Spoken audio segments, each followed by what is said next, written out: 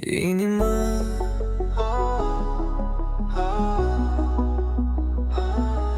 te chem prin mine, prin tine, prin univers. Rămâi, te spală apa primordială, te poartă pe brațe vântul, te alină sărutul mărilor, te îmbrățișează mușchii verzi pe copaci.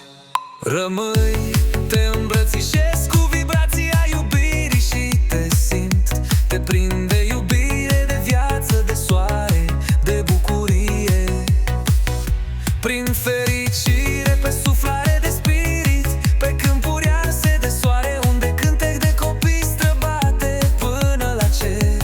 Pe ființare, coborât în trup, călătorind pe mări și oceane, căutând adâncul. M-am lăsat să cad în abis, m-am lăsat să alunec pe brațele divinului. M-am lăsat să cobor, zâmbind, călătorind, traversând păduri vii ce îți stau pe zâmbet de copil. Ți-am atins inima, ți-am atins esența din esență, din iubire divină, îmbrățișând manifestul, devenit una cu ființarea, devenit una cu moartea și viața într-un complet, într-un întreg, într-un univers ce stă pe cale să renască.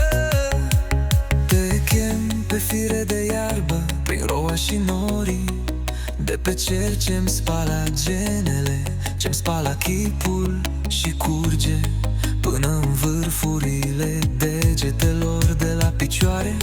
Bătăi de aripi, de fluturi și mireasmă, de flori de primăvară, liane și glas divin ce cânta chemarea aceasta. Strâng în brațe ființarea și sunt recunoscător pentru ceea ce ești.